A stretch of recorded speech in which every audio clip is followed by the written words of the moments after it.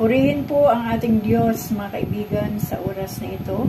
Salamat sa ating Panginoon dahil nabigyan na naman po tayo ng pagkakataon na makapagbasa ng kanyang salita. At salamat sa Diyos dahil binigyan po niya tayo ng kalakasan ngayong araw na ito upang makapagpatuloy sa ating buhay. At salamat sa gabay at patnubay ng ating Diyos at pagsama ng banal na Espiritu Santo sa buhay nating lahat na nagbabasa at nakikinig ng salita ng Panginoon dahil ang Holy Spirit lamang po ang makakapagpaunawa sa atin ng salita ng Diyos. Dahil kahit anuman po ang gawin natin sa salita ng Diyos po, ulit-ulitin man natin basahin, kapag wala po sa atin ang banal na Espiritu Santo, hindi po natin ito maunawaan. Kaya mga kaibigan, simulan ko na po ang pagbabasa habang ang aking cellphone ay hindi pa umiinit. Dahil pag uminit po yan ay hinto pong kusa yan. Tayo po ay nasa Hukom chapter 2. At ang title po nito, Nagpunta sa Bukim ang anghel ni Yahweh. Mula sa Gilgal, nagpunta sa Bukim ang anghel ni Yahweh. Sinabi niya sa mga Israelita, inialis ko kayo sa Ehipto at dinala sa lupain ng aking ipinangako sa inyong mga magulang.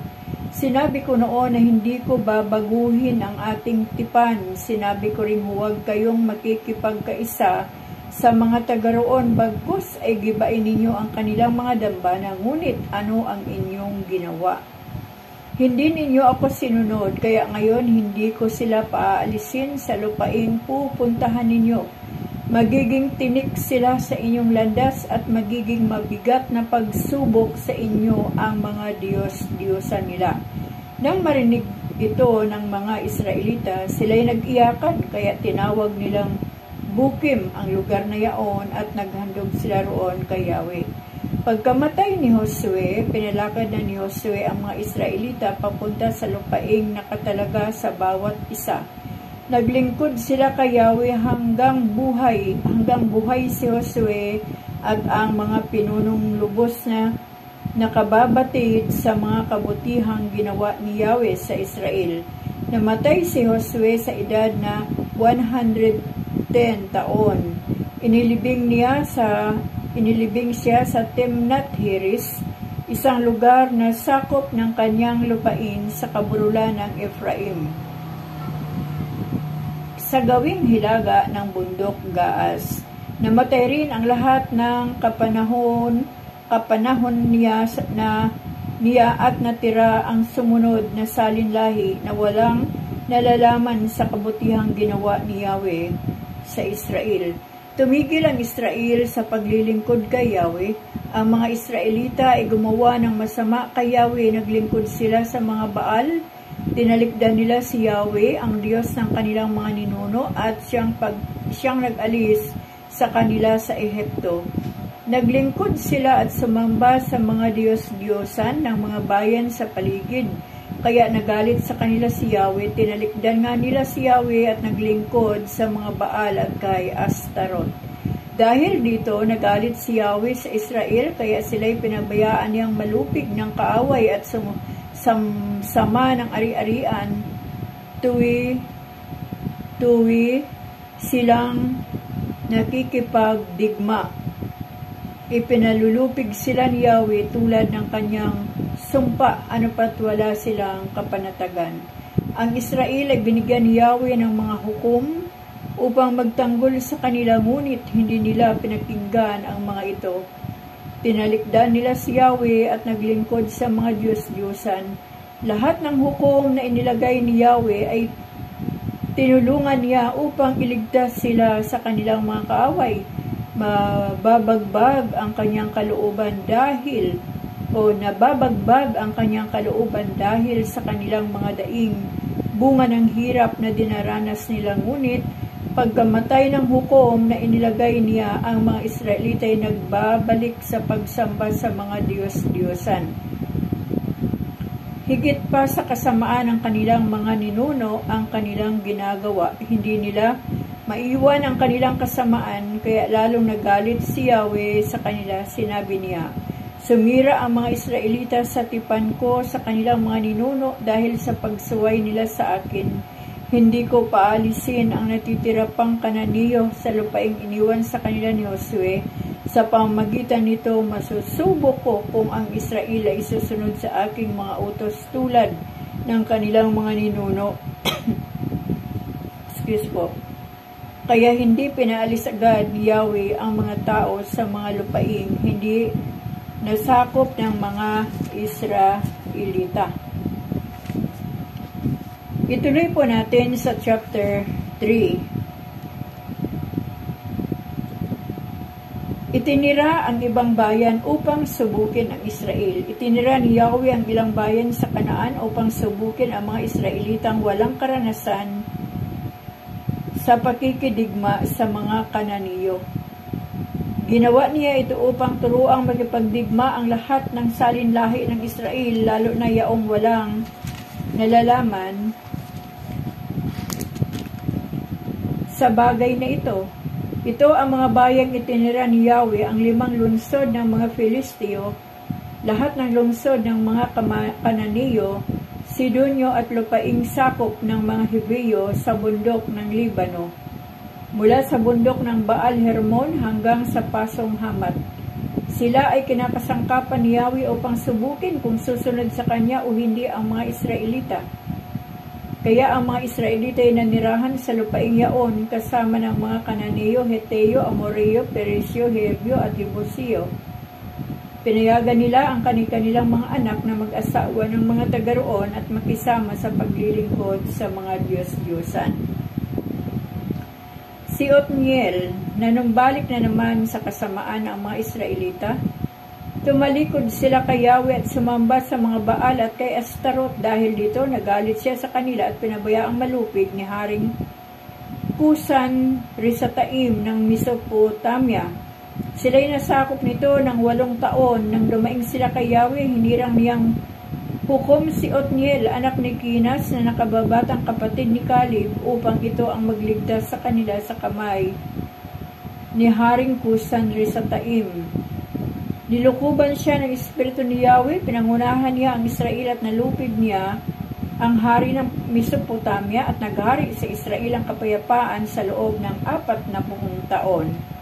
Si Aod, nang mamatay si Othniel, ang Israel ay muling gumawa ng mga bagay na labag sa kalooban ni Yahweh. Dahil dito, kinasasangkapan niya si Eglon, ang matabang hari ng Moab, laban sa Israel.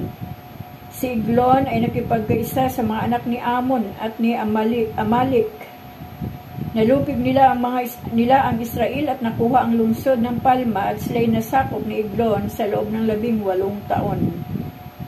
Dumaing kay Yahweh ang mga Israelita at sila'y binigyan niya uli ng hukom. Ang kaliwiting si Aod, na anak ni Gira, buhat sa lipi ni Benjamin, siya ang pinagdala nila ng buwis kay Haring Eglon. Si Aod ay gumawa ng isang balaraw na magkabilay talim at isang talampak at kalahati ang haba. Itinali niya ito sa kanan niyang tagiliran sa loob ng kanyang damit at dinala nga kay Aod ang mga buwis dinala nga ni Aod ang mga buwis ng Israel kay Haring Eglon. Nang maibigay na niya ang kanyang mga dala, niyaya na niyang umuwi ang kanyang mga kasama. Ngunit pagdating sa tibagan ng bato sa Gilgal, nagbalik si Aod at sinabi sa hari, "Kamahalan, mayroon po akong mahalagang lihim na sasabihin sa inyo." Dahil dito, sinabi ng hari sa kanyang mga lingkod, "Iwanin niyo kami." At umalis ang lahat sa harapan ng hari. Lumapit si Aod sa kinaupuan nito sa pahingahan sa ituktok ng palasyo at sinabi uli, "May sasabihin po ko sa inyo mula sa Diyos." At tumindig ang hari. Paglapit nila, binunot ni Aod ang kanyang balaraw at walang sabi-sabing itinarak sa tiyan ng hari. Dahil sa katabaan ng hari at sa lakas ng saksak ni Aod, bumaon pati puluhan ng balaraw at tumagos sa likuran. Hindi na niya ito hinugot. Paglabas ni Aod, isinara niya ang pinto at tuloy-tuloy na umalis. Nang magbalik ang mga lingkod ng hari, Nakita nilang sarado ang pinto, kaya inisip nilang namamahinga ang hari. Hindi nila binuksan ang pinto, naghintay na lamang sila sa labas, inabot na sila ng pagkainip, ngunit hindi pa lumalabas ang hari. Kaya binuksan na nila ang silid nito at natambad sa kanilang paningin ang hari, wala ng buhay. Samantala, malayo na si Aod mula sa tibagan ng mga bato, tumakas siya papuntang Sirata. Pagdating doon, pinahipan niya ang tambuli sa kaburulan ng Efraim at nagdatingan ang mga Israelita at mula roon, pinangunahan niya sa pagkikidigma ang mga ito. Sinabi niya sa kanila, "Sumunod kayo sa akin, ipalulupig na sa inyo ni Yahweh ang mga Moabita." Kaya't sila'y sumunod sa kanya at nasakop nila ang tawiran sa Jordan. Wala silang pinatawid doon kahit isa. Sa lugar lamang na iyon nakapatay sila ng 10,000 Moabita na parang matitipuno, na pawang matitipuno at malalakas. Wala silang pinaligtas isa man. Nang araw ring iyon, nalupig nila ang mga Moabita mula noon, namuhay sila na mapayapa sa loob ng 80 taon. Si Samgar ang sumunod na hukom ng Israel ay si Samgar na anak ni Anat. Siya ang naging tagapagtanggol ng Israel. Siya lamang mag-isa ay nakapatay ng 600 na Filisteo sa pamamagitan ng tungkod na pantaboy sa baka. Ituloy po natin mga kaibigan sa chapter 4. Sina Deborah at Barak. Nang mamatay si Aod, muling namuhay sa kasalanan ang mga Israelita, kaya pinabayaan ni Yahweh na malupig sila ni Haring Habin ng Hasor, isang lungsod ng mga Kananeo. Si Sisara na taga Haroset ng mga Hintil ang punong kawal niya. Si Jabin ay may 900 karwahing bakal. Ang Israel ay binusabos niya sa loob ng 20 taon at dumaing kay Yahweh ang mga Israelita. Noon si propetisa Deborah na asawa ni Lapidot ang hukom ng Israel. Nakaugalian na niyang maupo sa ilalim ng puno ng palma sa kaburulan ng Efraim sa pagitan ng Rama at Betel. Dito siya pinupuntahan ng mga tao upang makinig sa kanyang mga payo. Ipinatawag niya si Barak na anak ni Abinoam na taga Kadis, Neftali. Sinabi niya rito, "Ipinasasabi sa iyo ni Yahweh na pumili ka ng 10,000 kawal sa lipi ni Neftali at Zabulon. Isama mo sila sa bundok ng Tabor. Lalabanan ninyo sa may ilog si Kison ang pangkat ni Sisara, ang punong kawal ni Habin, ngunit malulupig mo siya." Sumagot si Barak, "Lalakad ako kung kasama ka." Sinabi ni Deborah, "Kung gayon, sasama ko, ngunit wala kang tatamuhing karangalan pagkat si Sisara ay ipalulupig ni Yahweh sa isang babae." Sumama nga si Deborah kay Barak, na nawagan si Barak sa mga lipi niya ni Neftali at Zabulon at sumunod sa kanya ang 10,000 kawal at lumakad na sila kasama si Deborah. Si Heber ay lumayo sa mga kasamahan niyang Sineo, buhat din sa angkan ni Hubab, na biyanan ni Moses. Doon sila nagtayo ng tulda sa malapit sa kagubatan ng Saananim, malapit sa Kadis. May nakapagsabi kay Sinara na si Barak ay papuntang Tabor, kaya tinipon niya ang 900 niyang karwahe at lahat ng kawal at mula sa Haroset ng mga Hintil ay pinapunta niya sa mga ilog Sion. Sinabi ni Deborah kay Barak, "Magpatuloy ka, ang araw na ito'y inilaan ni Yahweh upang lupigin mo si Sisara. Pangungunahan ka ni Yahweh, pumunta nga sa bundok ng Tabor si Barak at ang 10,000 kawal niya." Nang sumalakay sina Barak, nilito ni Yahweh sina Sisara, nagkanya-kanyang takbo ang mga kawal. Si Sisara naman ay bumaba sa kanyang karwahe at tumakas. Tinugis ni Barak ang mga karwahe ni Sisara hanggang sa Haroset ng mga Hintil at napatay nila ang lahat ng tauhan nito. Samantala, nakatakas si Sisara. Nagtago siya sa tolda ni Jael na asawa ni Heber, pagkat magkaibigan si Haring Habin ng Hasor at ang sambahayan ni Heber. Na makita ni Jael na papalapit si Sisara, sinabi niya, magtuloy po kayo sa aking tulda at huwag kayong mag-alala. Pumasok nga si Sisara at siya'y pinagtago ni Jael sa likod ng tabing. Sinabi ni Sisara kay Jael, pahingin mo ako ng inumin, nauuhaw ako. Ang babae kumuha ng sisidlang balat na puno ng gatas. Pinainom niya si Sisara, saka pinagtago ulit. Sinabi ni Sisara, diyan ka sa pintuan, pag may humanap sa akin, sabihin mong wala ako dahil sa matinding pagod. Nakatulog si Sisara. Na magkita ni Jael na ito'y tulog na, kumuha siya ng isang maso at isang tulos ng tulda. Pinukpok niya sa noo si Sisara ang tulos hanggang sa bumaon sa lupa. Sa gayon, namatay si Sisara. Nang dumating si Barak na naghahanap kay Sisara, sinabi niya, narito ang hinahanap ninyo. Pagpasok ni Barak, nakita niya si Sisara, patay na. Nakabulagta ito at nakabaon pa sa noo ang tulos. Ano pat ng araw na iyon, sa tulong ng Diyos ay inatalo ng Israel si Haring Habin. Patuloy sila nitong ginipit hanggang sa tuluyang malupig. Purihin po ang Panginoon, mga kaibigan, sa ating binasa mula chapter 2, 3, 4, and 5. 2, 3, 4 lang. Yan. Tatlong chapter lang po. 2, 3, and 4.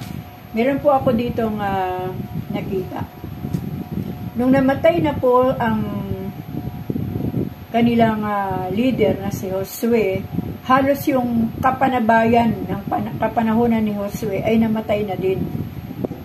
Kaya mga bagong henerasyon na po yung natira sa Israel at wala na po silang alam na kwento patungkol sa kanilang mga ninuno, patungkol sa ginawa ni Yahweh na yung paghati ng dagat at yung 40 years na ginawa ni Yahweh sa mga ninuno ng Israel, kung paano ito pinakain, iningatan, kung paano gumawa ng mga himala ang Diyos sa buhay ng mga naunang Israelita. So dito ko po napansin, mga kaibigan, bilang mga magulang, yan, na mga pamilya ng Diyos. Kapag hindi po natin naisalin ang salita ng Diyos sa ating mga anak, at hindi sila maging mananampalataya, doon sa kanilang mga anak, ay doon po magsisimula na wala na silang alam na kwento patungkol sa Panginoon, maliban na lang kung makatagpo sila ng mga Kristiyano na kabataan sa kanilang panahon para ibahagi ang salita ng Diyos, dahil ang salita naman ng Diyos ay laganap, milyon-milyon pong Biblia ang nandito sa Pilipinas. Pero, ang pinakamahalaga, mga kaibigan, ako bilang magulang, mula sa aking nanay, pinasa niya sa akin ang salita ng Diyos at sa iba ko pang mga kapatid. At mula naman sa akin, ay ipinasa ko naman sa aking mga anak at sinasabi ko sa mga anak ko ngayon, dalhin ninyo ang inyong mga anak sa simbahan para maaga pa ay ma-experience nila kung anong ginagawa ng isang tao, kung paano magkaroon ng pananampalataya sa Diyos at kung ano ang pwedeng gawin para mapalapit sa Diyos. Kasi mga kaibigan, kapag hindi po talaga natin tinaga na ibahagi ang salita ng Diyos sa ating mga anak, mawawalan po ng kabuluhan ang ginawa ng Diyos sa buhay natin. Wala pong magkukwento kung paano po tayo inalis ng Diyos sa kasalanan. Kapag ang isang bata o ang mga susunod na henerasyon ay wala nang naririnig ng salita ng Diyos o wala nang nagbabahagi ng salita ng Diyos sa kanila, wala na pong kapag-pag-asa ang buhay. Ito po mga Israelita, pinabayaan na sila ni Yahweh. Pero every time na may manalangin na Israelita sa Diyos, ay dumarating si Yahweh. Iba po kasi ang favor o pabor ng Diyos sa mga Israelita. Isa na naman mga kaibigan, sa ating ding panahon, ay maranasan din natin yung kagaya ng pabor ng Diyos sa mga Israelita. Pero sabi ko nga, kapag tayo ay nagpatuloy sa tamang pananampalataya, sa tamang relasyon, tamang pananampalataya sa Diyos, magpapatuloy po yung kaalaman natin patungkol sa Panginoon at patuloy din natin yung maibabahagi sa ating mga anak. Pero, dito po natin sila dalhin sa salita ng Diyos na kahit sila man mismo ay matuto silang magbasa ng salita ng Panginoon. Grabe po. Kapag binabasa ko po itong mga chapter na binasa natin na talagang grabe, kung paano pahintulutan ni Yahweh ang pumatay ng mga kalaban, ang mga tao na sawail na ayaw sumamba kay Yahweh, kundi paulit-ulit na pumupunta sila sa mga Diyos-Diyosan. Bakit nga ba itong mga Israelita ay paulit-ulit na nagkakaroon ng kasalanan kay Yahweh? Kasi nga po, kulang na po sila sa kaalaman patungkol sa Diyos. Kumbaga, hindi na rin siguro nila binabasa yung aklat ni Moises ng mga panahon na yon. At sa atin man pong panahon, mga kaibigan, talagang marami pong kalaban sa panahon ito. Andito po ang social media, na kung hindi po talaga natin maagapan ang ating mga anak, even ang ating mga sarili, tayo po ay maililigaw. So, yun lang mga kaibigan, ang aking nais na ipaalala. Huwag po nating hintuan ang ating mga anak sa pagbabahagi ng salita ng Diyos sa kanila upang sa ganon, doon po sa ating mga apo ay magpapatuloy po ang pananampalataya ng bawat pamilya natin kay Kristo. So, yun lang po mga kaibigan, nawa po ay naunawaan po natin ngayong gabi yung atin pong binasa. At salamat sa banal na Espiritu Santo na siyang nagpapaunawa sa atin ng salita ng ating Panginoon. Maraming salamat po sa ating Diyos, sa inyong mga buhay. Maraming salamat sa ating Diyos sa gabing ito, sa kanyang pag-iingat, sa kanyang mga himala, sa kanyang mga pagpapala at sa lahat ng bagay na ating natanggap mula kaninang umaga hanggang sa mga sandaling ito. Purihin po ang Diyos na buhay, na walang hanggan ang kanyang pag-ibig sa ating mga buhay. Salamat po sa inyong lahat mga kaibigan ko. Kabay po.